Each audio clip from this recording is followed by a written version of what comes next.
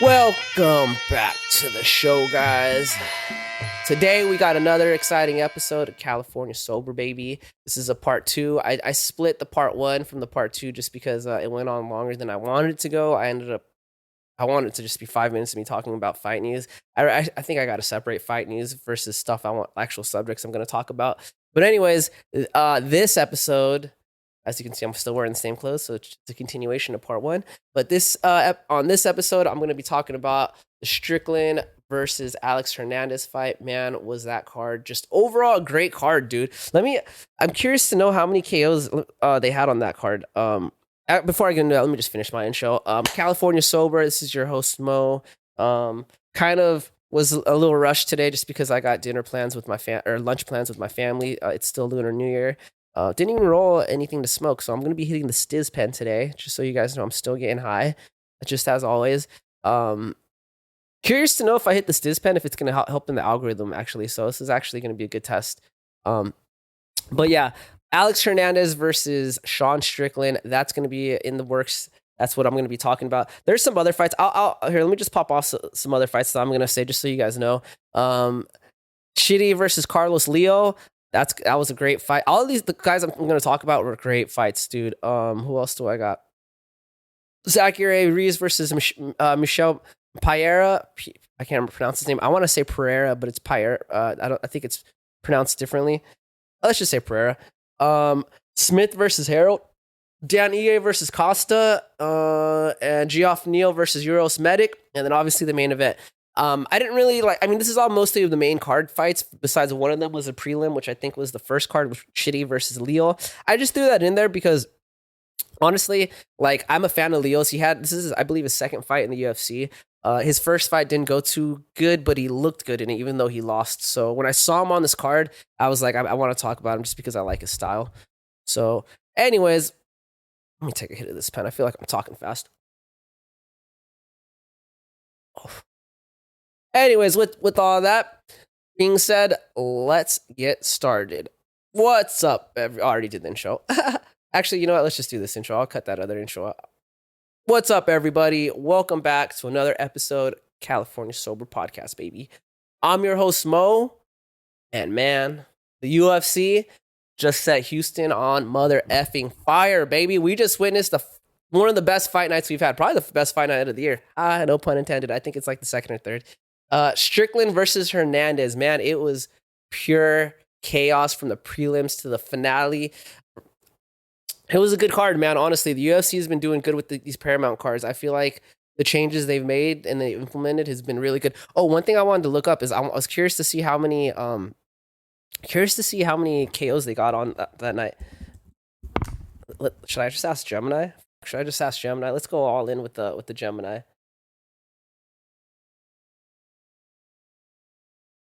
I'm using Gemini now too, by the way, guys. That's just my new thing. How many KOs were there in the last UFC Fight Night card?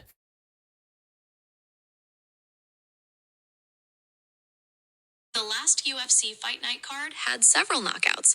The main event was a TKO, and there were also 3 other KOs or TKOs on the main card. Are you interested in specific fights? 3. That's 4 KOs on a main card. I think that only one fight. I think that means all of them went KOs. I wrote it down, so we'll talk about it when we get to it. I probably should have prepared a little bit better, but like I said, I did another segment and then now I'm doing this one. So your boy been busy. But anyways, we got a lot to talk about today. Talking about Sean Strickland returning from his time out. He basically got suspended. He got a 6-month suspension for punching a guy in the crowd. Basically, he was cornering a guy. He was cornering someone. Something had happened. I think his fighter had lost, and he lost and then Sean Strickland got in there. The other team started talking smack on Sean Strickland's team, and he ended up basically punching I don't remember if it was the fighter that fought his guy or someone from the team. But yeah. Also, we're going to talk about referee. There was a referee who apparently forgot they were in charge of human lives, dude. I can't remember which fight it was, but I think it was the Harrell fight. Oh my God, that was just one of the worst stoppages. And we're breaking down the madness that is Michel Pereira. So grab a drink or grab a joint and let's get freaking California sober and dive into this freaking violence. Uh, let me first. Actually, you know what? I'll bring up the Sean Strickland stuff when I get to his fight at the end. First fight I'm going to talk about Chidi Njokuani. I can't pronounce his last name. I know the N. It's you say it by itself, so it's Njokuani. I believe is how you say it. Versus Carlos Leal. This was a Muay Thai war, baby. This is one of the reasons why I want to bring it up. So let's kick things off with this fight, right? So this was a classic style makes fights matchup, right? You got Chidi, who is like a human skyscraper. Dude is so tall for his division. I saw him like throwing jabs, and they look like they were like the same length, if not longer, than Leo's kicks, dude. And we got Leo, who's a Muay Thai wrecking ball. He literally puts Muay Thai champ on his paperwork. When he walks out into the octagon, they literally announce Muay Thai champion. I love that. That is just respect for the game. He's Brazilian though, so I'm gonna say like Brazil has their own style of Muay Thai. It's a lot more hand heavy, but it's very aggressive. A lot of like take damage to give damage. Not a lot of kicks and not a lot of head movement. And him, from what I've seen between him and Vanderlei, not a lot of defense. It's just toughness and grit. But it's a beautiful thing to watch, right? I mean, it's violent as hell. But yeah, round one. Leo came out aggressive as F. Look, I mean, like the second you get it, he got in range, it was all Leo. He was throwing freaking leather at Chidi, constantly punching him. Chidi was kind of trying to do his thing. He was trying to stay on the outside, stay dangerous. He was working on his back foot, which he kind of is comfortable doing because he's just so tall anyways. But Leo just would not let him breathe, bro. He was working the body like it owed him money. Chidi landed a sharp cross in the first round that ended up cutting Leo, but it didn't slow him down, man. And honestly, you could see that Leo was visibly like uncomfortable. I mean, I'm sorry, not Leo. Chidi was visibly uncomfortable. The first like minute, he was just kind of like, he was kind of backed off a little and he just was blocking. And you could tell he kind of was, the game plan he came up with at that moment was, let me just shell up, let him get tired, or look for an opening and strike.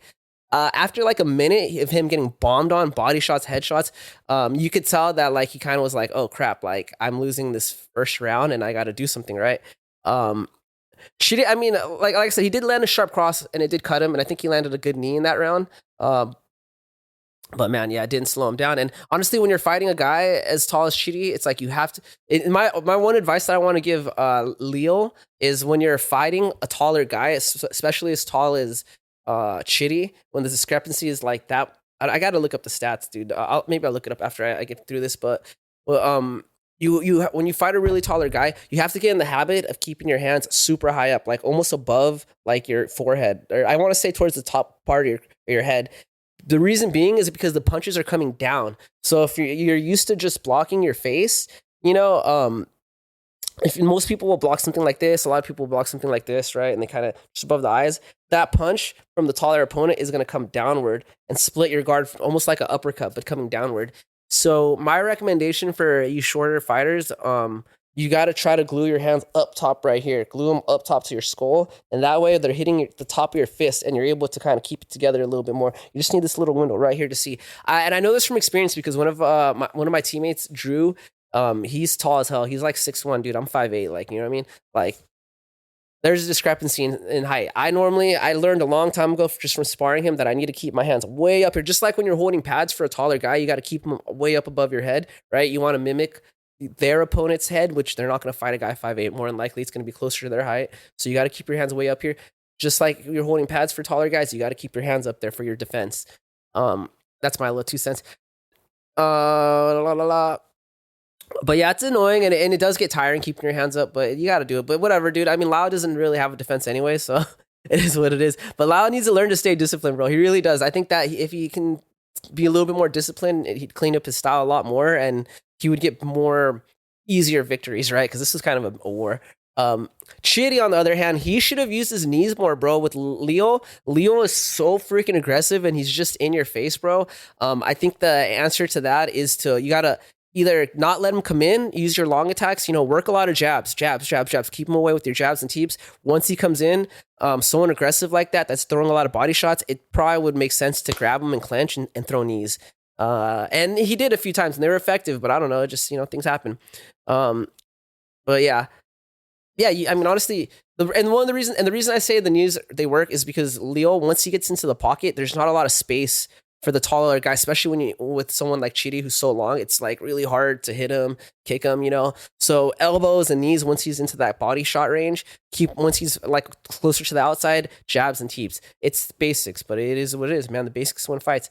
But yeah, that's basically round one. Round one I gave to Leal just based off of like, the aggression. I mean, he did get cut, but I still give it to Leal, right?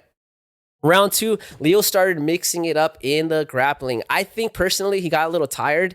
So I think he was using the grappling to kind of recoup his energy. And yeah, honestly, I think he was hunting for a takedown just to catch his breath. I only saw one of Leal's fights before, and I don't remember him taking anyone down. And someone as big as Chidi, it's hard to take someone down with long legs like that. But regardless, Leal, he ends up landing a savage 1-2, and that wobbled Chidi, bro. I remember Chidi kind of like was on his back foot and started moving backwards. I don't know why though. For some reason, well, I know why. Leal he wobbled him, but he couldn't really seal the deal, and he ended up just diving for the legs to recover. I don't know. I'm sorry. Chidi ended up diving for Lao's leg to recover. I'm sorry, I read that wrong. This is a smart move. Smart move on Chidi. Did not look good in that round. I think round 1 and 2 I would give to Lao. Like, round 1 was kind of iffy, right? Round 3. I mean, dude, to me, I think the first 2 rounds could have gone to Leal, but they were like, because it's hard, like the way I don't like to score off of volume, because to me, I like to score off of effectiveness. Like volume is one thing and you can default to volume, but it's like, maybe because it's like I have that Muay Thai background. It's in Muay Thai, it's like there's volume, but then there's also placement and power, right? And because Chidi did land in the first round that cross, I think it was a cross and a knee to Lao's face that cut him open and kind of stopped him, like stopped his forward pressure. It's almost like that first round is hard to score because Lao was throwing a lot, but I'm not sure how much was getting blocked, right? It's hard in the moment. But so that's why when we got to round 3, I was kind of like, damn, like honestly, whoever puts a stamp on round 3, they might win that fight, to be honest, right? That was just my opinion, right? And I got to look at the scorecard. So I'll add the scorecard right here. Maybe I'm wrong. I'll do that in post. But yeah, Leal, Chidi, he finally started pressing the pace in round 3. Early on in round 3, he started throwing combinations, kicks. Honestly, what I think changed the game for Chidi was he started using the jab. He started establishing the jab more, and Leal started slowing down because he got tired, because he threw like, I don't know, like, I remember I saw the score, and I think Leal threw like 60 or 70 more shots than Chidi. And honestly, and I think the score count, the punch count is wrong anyways. Like, I feel like it's kind of iffy, but anyways, but yeah, it was honestly, Chidi kind of like, he woke up and did a little pep talk in his corner, but it was a little too late, bro. Leal was running away with with his volume, and honestly, Leal is a savage, because even when he's freaking tired, dude, Leal could be tired, breathing heavy. His hands are always down, I guess, but like slowing down, but he always presses forward. In that beginning of the 3rd round, Chidi was landing good combinations and landing hard, and he pushed Lyle back with his aggression, and Lyle just kept marching forward, right? He got pushed back and just marched forward, put Chidi against the fence. Body combinations, bro. He was just piecing Chidi up with combos, hitting the body, hitting the head. I mean, honestly, the thing I really like about Leal is he mixes his shots up very well. It's almost like he equally goes for the body and the head. I'm not sure if it was just because that was the game plan, because Chidi was so tall. I got to look back on his first fight, but I think I remember his first fight. He was hitting the body a lot. But yeah, honestly, I think if Chidi opened up in round 1 and 2 the way he opened up in round 3, I think it would have been a closer fight. But yeah, Lao was the winner, man. Carlos Leal via unanimous decision, and that was a great way to open. That was the last prelim, I believe. So that was a great prelim card. I was literally at the edge of my seat. I love the striking, and I respect both fighters, baby. So yeah. Anyways, I'm gonna try to get through this in less than like 40 minutes. So my bad if I go too fast. Next fight I'm going to talk about, Zachary Reese versus Michel Pereira. I can't pronounce it. It looks like Pereira, so I don't know. Pereira, I think is the way you pronounce it. Man, chaos and nut shots is how I'm going to sum this fight up, dude. Honestly, questionable nut shots. But yeah, this next fight, the wild man himself, Michel Pereira against Zachary Reese. Pereira is probably one of the most entertaining fighters on the planet for the first 3 to 5 minutes, honestly. After that, A lot of singles and hands down type stuff. It's a coin toss after round 1, dude. Honestly his gas tank. I don't know what it is, dude. I don't know if he parties a lot or if it's just his age. He is a little bit older. But I mean, I remember watching his first fight in the UFC, his debut, and I was like, man, I really like this fighter. But I remember then noticing his gas tank is going to be a problem. And now he's been in the UFC. This is probably like his close to 10th fight in the UFC. And it's the same problem. So I don't know what it is. It could be a health thing though. So, I mean, people got asthma, people got issues, whatever, man. But yeah, and Zachary Reese, if I'm not mistaken, these two guys, they used to actually be training partners back in the day. I'm not sure where, but I remember they were training partners. Zachary Reese is a big guy, dude. He looked noticeably bigger than Pereira, almost like a weight class or two bigger. Kind of has like a Viking type body, honestly. But Pereira, round 1, lands a body kick that like literally opened up with a body kick that sent Reese flying backwards. Pereira, he looked composed. Less backflips, more business is what I like to say for this fight, because he honestly does crazy flips and jumps off the cage. He drops Reese at some point in the first round with the right hand while Reese was off balance. I remember Reese tried throwing a kick, I believe it was, and Pereira like countered him. That's the thing. When you go against Pereira, he's so explosive and so fast, you really have to be careful about your shots, because even if they land, well, there's two things that can happen. Right when you swing Pereira, he's just so reactive that he might catch you before you catch him, or if you do catch him, he has the tendency to get you as you're trying to get back on balance. He's just so quick with it, bro. His mind is fast, bro. I don't know, some tweaker stuff. But yeah, he not dropped, but he said, I think he just knocked him off balance off like Reese's kick. And then the drama starts. Reese lands a nut kick. Now look, dude, go look at the tape. It barely tapped the cup. Honestly, it looked like it went just under the cup. The kick itself looked like it landed flush on the thigh, and it looked like it almost kind of slid up after it made contact with the leg, which happens a lot. It is an inside kick, and I have a problem doing that too. That's why I don't really throw them that much. Lately, I've been doing the inside the Japanese style, where you kind of chop it quickly and down, more of a setup for your punches type-ish because of stuff like this. But it kind of barely tapped him, and it kind of was like a delayed reaction. So that's why I was kind of like, he got kicked and took like a second or two before, he kind of like waved it off. He kind of like, asked for some support from the ref or something. But it did happen, and it is what it is. It barely tapped the cup, but Pereira called for a time. I don't blame him though. It's a sensitive area, and honestly, like even a tap kind of sucks, especially kind of dependent on the cup you have. Some cups are more better than others. I recommend Diamond. Let's go watch some videos on Diamond, the Diamond Cup. But yeah, then Reese ends up hitting him in the nuts. Again, that second one was like even more not believable though. I'm going to be honest. That second one, I think it was like a teep or like a front kick, and the top part of the foot landed clutch right on Pereira above the waistline. So maybe the heel it kind of looked like the heel hit the cup as the foot was coming back down. It's tough, dude. It was tough. But yeah, the crowd was upset, dude. And yeah. One thing I did want to notice though is Reese has a problem with keeping his hands down. He'll swing and then he kind of keeps his hands down, kind of like a karate fighter.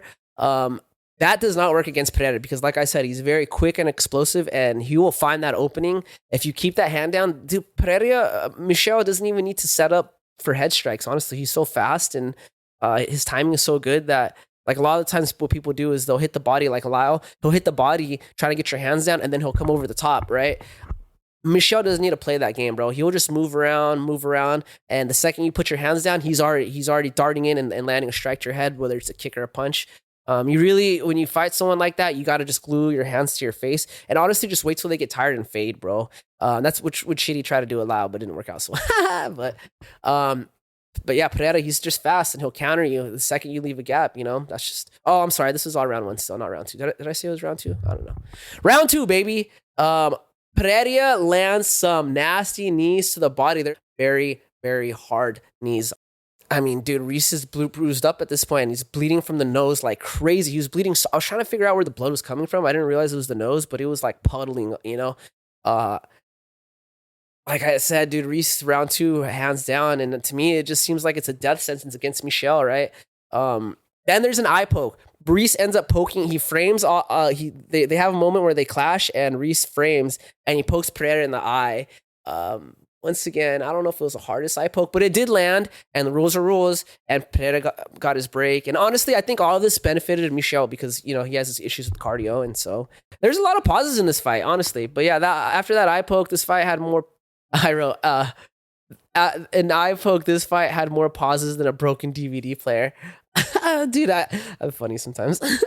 But yeah, Reese ends up taking Pereira down pretty late in round 2, and he landed some ground and pound, but Pereira was able to get out of it, but he was kind of like breathing heavy, dude. Yeah, but I'm sorry, I wrote something that on a typo right here. But yeah, round 2, end of round 2, Michel started slowing down, breathing heavy. At that moment when they got to the ground, Pereira, I can't remember the position they were in, but I saw Pereira's face. The camera angle showed his face while he was on the ground for a second, and he was visibly just gasping for breath. I don't know. That's just kind of how he is, dude. It was expected. I kind of was bummed that it happened so soon. And I know Michel's been kind of working on his technique. It's like I noticed his recent fights, he tries to stay more calm and pick his shots. And I think that's kind of his way of neutralizing his bad cardio. He's like, okay, like my cardio is bad, so let me just try to stay calm and pick my shots. Still gets tired though. Round 3, total war. Both guys were just banging it out, bro. Honestly, so exciting. Reese actually looked like the fresher man. Didn't even make sense because his face was bloodied. And I think I forgot to add in round 1 and 2, Michel Pereira, he really invested in the body shots. He was punching the body a lot, kneeing the body a lot, kicking the body a lot of very, very good knees. I think after round 2, you saw like a lot of redness around the sternum of Reese, man. And he was getting tired. And so honestly, going into round 3, I was really surprised that he was the fresher fighter. That was a good strategy by Michel Pereira because he understands he has a bad gas tank. So he's like, let me take away my opponent's gas tank early on. Let me just invest in those body shots. And, you know, I think it did good the first 2 rounds, right? Round 3, though, like, honestly, Reese is like a warrior. I think he's got Viking blood in him because round 3, he like rallied his spirit and just came in there like fresh as hell, even though he was bloodied on his face and his body was bruised. His eyes got purple from head clashes. Both fighters like did not want to back up. And so there's a lot of moments where they would charge forward and they would clash heads. It looked like Reese was getting the lesser of the exchange. It might be because he was a taller fighter, so when they clash heads, his head is coming down onto the top of Michel Pereira's head. His face, rather, is coming to the top of Michel Pereira's head when they bash. So maybe that was it. Or maybe it was just Pereira was just landing a lot of good strikes on his face, which he was. But yeah, he looked like the fresher man in the last round, but Pereira was still landing those clean he was landing a lot of clean crosses. The last 20 seconds of this fight was wild. These 2 dudes were just swinging for the effing fences. I will include clips of this fight in post. I'm not going to do it live because I don't know. I'm just not going to look for it right now. But yeah, the winner of this fight was Michel Pereira via split decision. 2 judges saw it for the highlight reel. I don't know if they actually call him the highlight reel. I personally just call exciting fighters the highlight reel. So I'll call Justin Gaethje the highlight reel. I'll call Dustin Poirier the highlight reel. I think that's just a description of someone's fighting style. But yeah, one saw it for Reese. I gave it to Reese. I gave it to Michel Pereira. I got to rewatch it. I don't blame the judge that gave it to Reese though, because he did land some good strikes. I can't remember, honestly. I can't remember. I'm high. I'm high. Oh, I'm like kicking all this stuff. There's freaking wires everywhere. I'm sorry, guys. This isn't my actual setup. I'm kind of have some stuff put away right now. I had to film some other show recently, some other guy's show, so I have some of my stuff just in my bag for my show. But anyways, moving on to Jacobe Smith versus Josiah. I believe, was it Harrell or Harrell? I can't remember if I said this name's wrong. I might have spelled his name wrong. Oh no, it is Harrell. Okay. Why did I think it was Harold? Because I freaking smoke a lot of cannabis. That's why I freaking smoke cannabis, and I watch these things and I get stuff wrong all the time. Don't follow me. People get upset with me in the comments because like I'm wrong about stuff. Let me tell you something, dude. Don't follow my show. Don't watch my clips if you want accurate information. I get stuff wrong all the freaking time, and I do apologize up front, but it is what it is. But yeah, if I could describe this fight in layman's, like not in layman, if I can just in, let's say a clicky YouTube title, the ref disaster, bro. Honestly, this was just this is the worst refing I saw of this year, bro. And I mean, we're barely, in February, but it's the end of February. But yeah, here we go.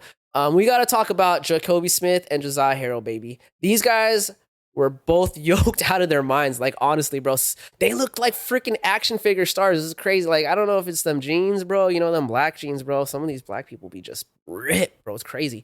And I don't mean that to be racist. I have black friends, and they just don't work out, but they just look so yoked, and it's crazy. I don't know. Maybe I gotta clip that out because YouTube might not like that. But yeah, Smith, super technical, man. His kicks looked dude, everything was crispy with Smith, bro. I don't think I've seen him fight before. So this was my introduction to him. But yeah, he was a very technical fighter. And one thing I like about Smith is he knows when to go on, when to hit the gas and when to stay calm. It's like in the beginning of the fight, you see him, he's poking. And then towards the end of the fight, you'll see him start exploding and coming in. So that's a really good, that's really good skill to have, right? To your pacing and timing, to be able to pace at different rates, right? That really messes with your opponent too. Like when your opponent is used to just all gas, like with Lyle versus Chidi, like Lyle was just gas 100%, and Chidi kind of understood like block, move, right? And when you start mixing it up, gas, slow down, poke, gas, slow down, poke. Sean Strickland also good at doing that to another extent. But yes, Smith very technical. But yeah, he had good kicks, good wrestling. You know, Smith had great wrestling. He had a reversal. There at the end of the fight, right? There was a point where Harrell takes Smith down, and he really worked for that takedown. You could see that the wrestling advantage was going to Smith because Smith took him down at will, even though he really didn't want to. He was kind of mostly just beating him up. When Harrell finally got a takedown, it got reversed.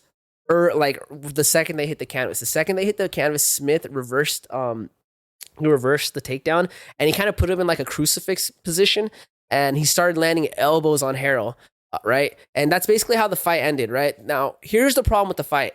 Harrell was out after like 2 or 3 elbows. I think he was mixing, so he had him in a crucifix. He was throwing right hands, by the way, which I think if I'm not mistaken, he's a right-handed fighter, so that's his power side. So he's throwing right hands, and he's throwing punches and elbows, right? And you see Harrell, he's getting hit. His head's hitting his head is getting hit, and then it's bouncing back up off the canvas. He's just in this position where he can't even move his head. It's just bad, right? Harrell's out after like a few punches, like 2 or 3 punches. He's out. The ref at the time, his name is Kerry Hatley. He kind of just stood there, bro. He stood there, let Harrell take some like 12, I believe it was 12 unanswered punches, bro. I was literally screaming at my TV like, dude, ref, stop the fight. Dude's unconscious. Hatley finally stepped in, and he was kind of, and it was kind of weird, and maybe this was in my head because I was upset, but he kind of shoved Jacobe Smith, and he kind of was like, what the F, bro? Like, as if kind of like Smith was the one doing something wrong, when it's like, bro, I'm the fighter. Yeah, maybe Smith probably could have stopped him and been like, hey, dude, what's going on here? Right? But at the end of the day, it's like, dude, the ref's job is to stop the fight. And when you're fighting, sometimes you really don't know what's going on. You're just freaking swinging for the fences. You have him in a good position, and I'm gonna give Smith the benefit of the doubt and say he's not a bad guy, and maybe he wouldn't do that. But to me, I blame Hatley on this. Hatley's the working ref. He needs to be the one that steps in and stops the fight. Horrible stoppage, dude.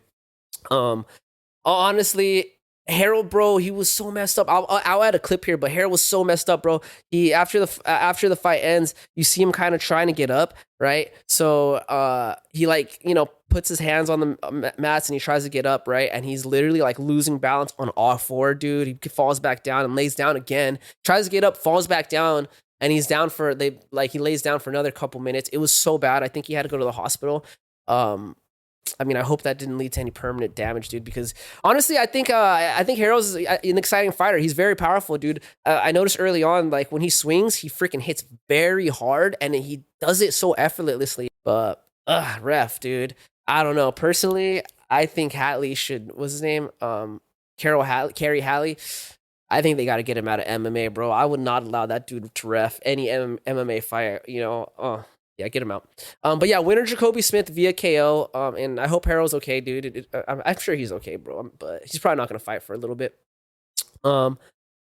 Next fight, Dan Ige versus Melquizael Costa. I don't know if I wrote that guy's name wrong. I just call him Costa. I love Costa, by the way. I've been watching him his last few fights. Very exciting fighter. I like his style. A lot kick heavy. Obviously, that's why I like it. I'm a very heavy kicker. And I'm talking spams kicks. Dude kicks more than he punches, and I like that. 50K Dan Ige, freaking legend, fan favorite. But he ran into the buzzsaw.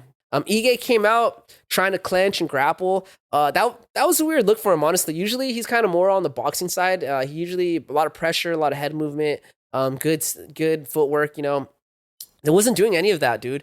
I'm not sure if it was part of the game plan or if it was because of after he felt a couple of Costa's kicks, he was like, all right, screw that.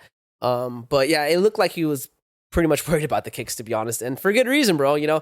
Costa lands a sick up kick in round 1, and that found the chin of Ige.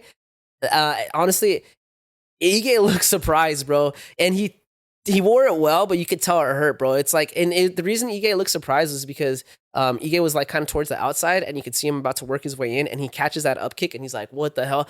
Hats off to Ige though, because he ate that up kick and then launched forward, and that's one thing that you got to train these younger fighters, especially when they're newer. It's like you got to train them that the second you get touched, you need to explode forward. 2 reasons: 1, you just lost a point. That dude just got a point on you, and 2.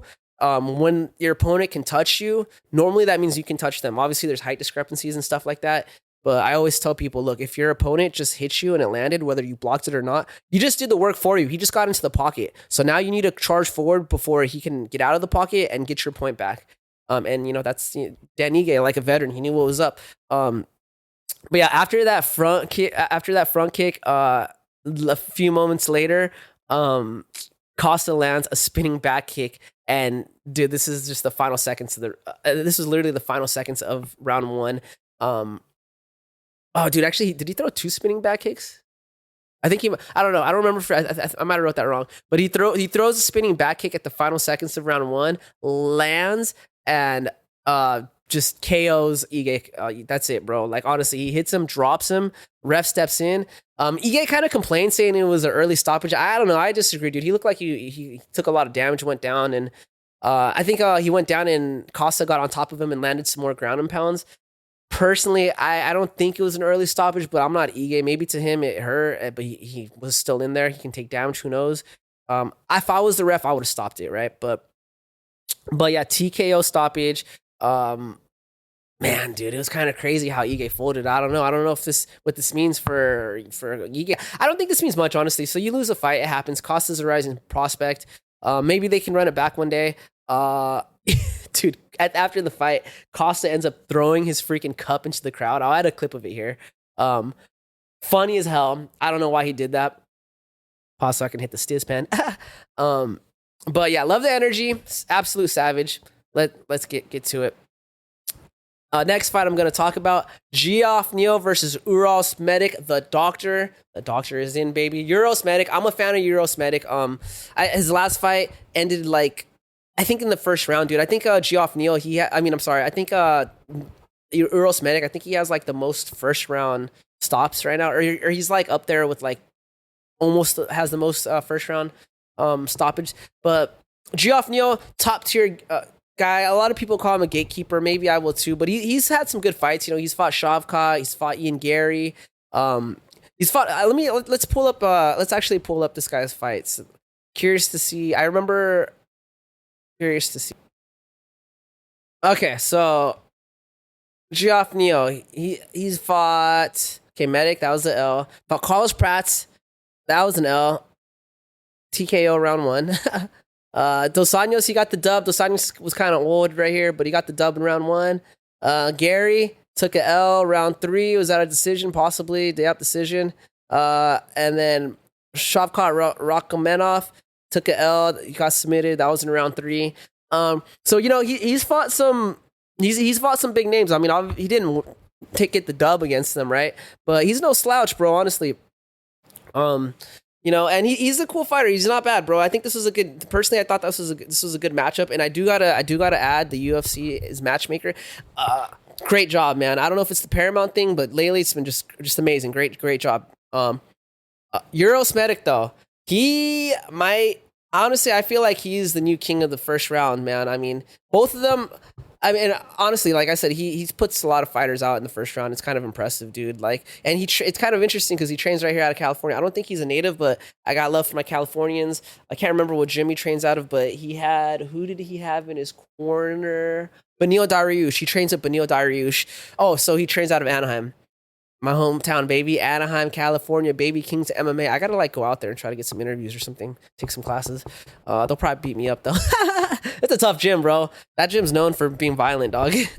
But yeah, both fighters they're southpaws, which makes kind of for a weird rhythm, and a lot of fighters, especially a lot of times, southpaw fighters aren't used to fighting other southpaw fighters unless you're like from Thailand, which is very common. So it gets kind of weird when you're in the southpaw position, right? It's like you have the tendency to lead with your backhand, your left hand, because most of the time you fight orthodox fighters that are going to your left side naturally. That's just how you're trained, and so it sets them up to go straight into your backhand, which is your left. So you'll see a lot of southpaw fighters, they lead with their left, like a common combination cross hook cross type stuff, or like a cross into like a left kick type stuff. A lot of singles from the left-handed fighters. You don't really see a lot of long combinations that start with their front hand most of the time.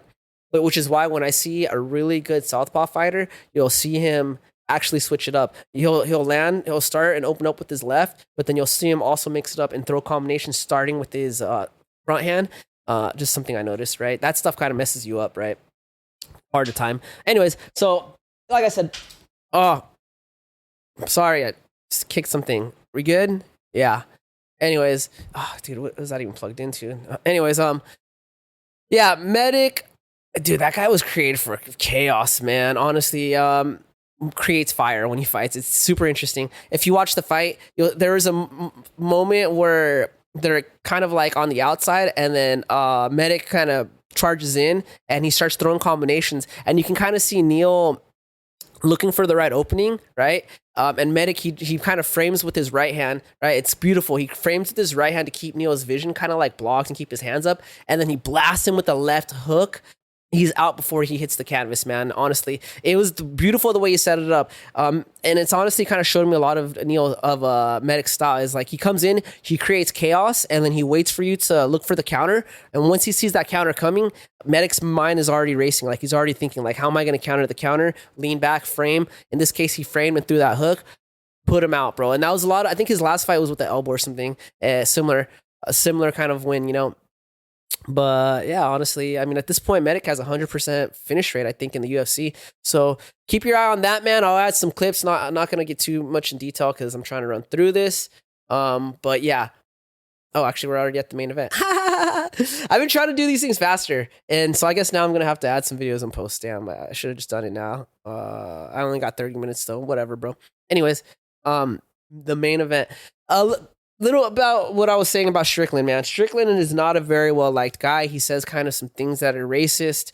A lot of people hate him, especially for this card. He was talking smack on Mexicans. I'm Mexican. These are my Mexican people. I got love for my Mexican people. However, I will state that Sean Strickland does have a good side to him. I've seen him be very nice and cordial towards others. He's got a lot of layers, dude. And I recommend a lot of you guys check out the podcast he did with Theo Vaughn. I think he got released like 2 years ago. It's a very touching podcast. You see Sean Strickland open up. He actually cries for a moment. You can see Theo Vaughn kind of uncomfortable and feel bad. Sean Strickland, dude, a lot of people call him a monster, and I mean, I can see why.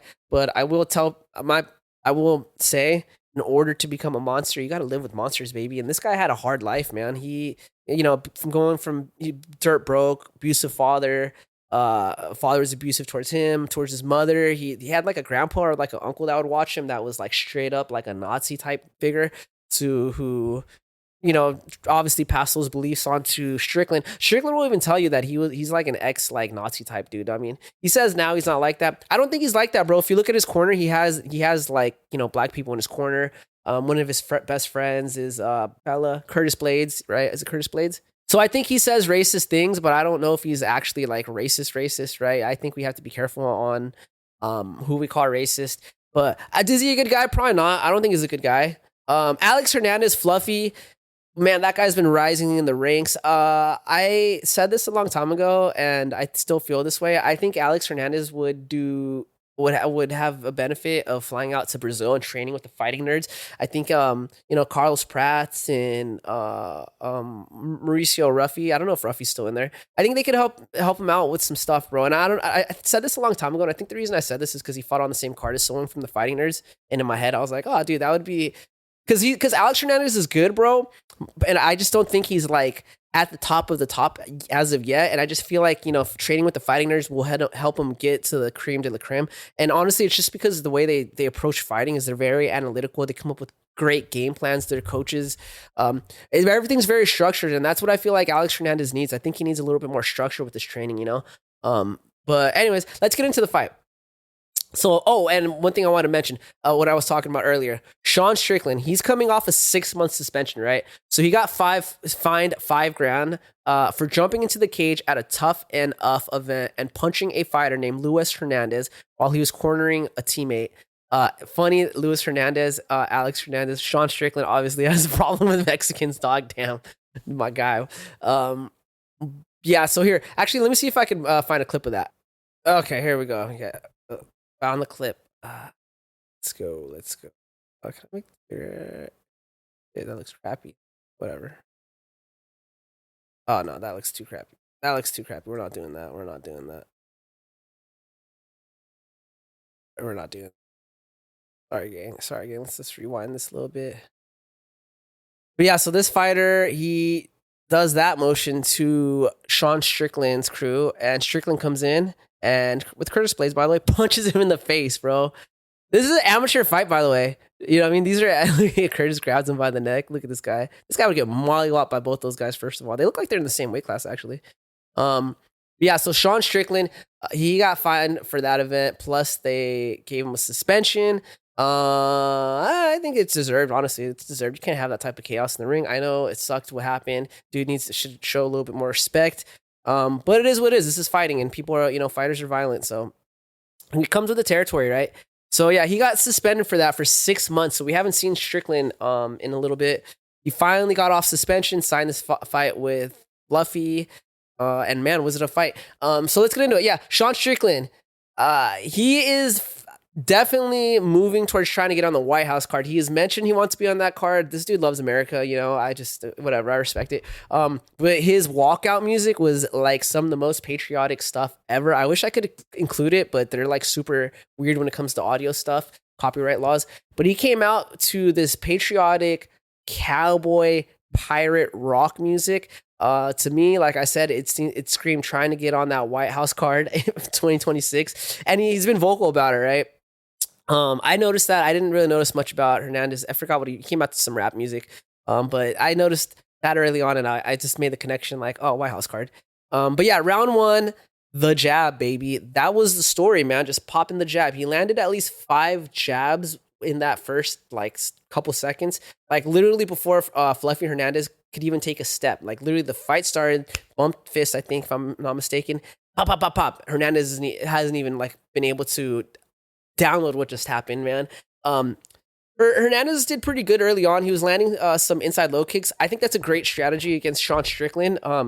When you have someone like Strickland who throws the jab a lot, when you throw the jab, especially when you're overreaching, when you're trying to like, when there's a little bit more distance between you and your jab, you generally will either have to hop forward a little, or when you land the jab, lean forward to get that extra distance, right? This allows low kicks to enter the space, right? And honestly, like Sean Strickland doesn't throw the jab very hard. So if I was Fluffy, I would have ate that jab and just thrown the low kick hard as hell. I think outside low kicks, he puts a lot of pressure. The outside low kicks would make it harder for him to throw the jab later on. Inside low kicks, because of all that pressure he puts on the front foot, you can use that inside low kick to knock him off balance and start setting up other attacks. If I was Alex Hernandez, I would be doing both. Jab the outside. Low kick the outside, then low kick the inside. Mix it up, dude, and then mix up like doing switch knees, right? So you get just mix things up, right? I noticed Sean doesn't really like to be on the inside. He's very boxing heavy. So if you can work your way on the inside and clench, start throwing knees, I think that would benefit you a lot. Sean's actually kind of low-key good at wrestling, and he has very good clench defense. We'll talk about that a little bit later on. But yeah, low kicks, they really messed with Sean's balance. I don't know why he kept doing it.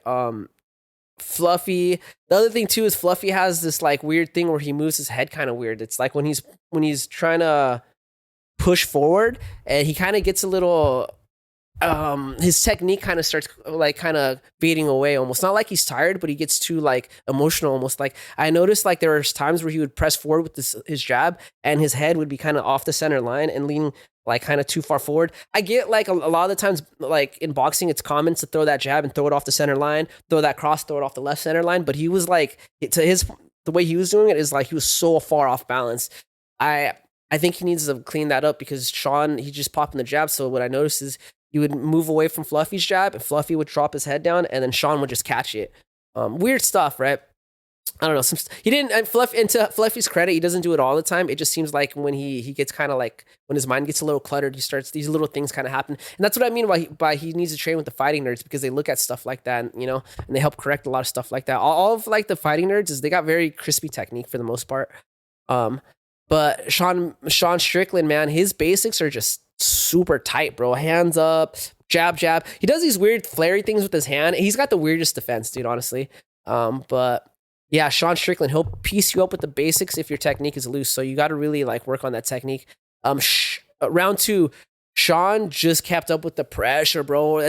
By round 2, Hernandez was getting frustrated and he started chasing Strickland. When you start chasing Strickland, that is a death sentence against a counter striker like Strickland. He loves when people do that, right?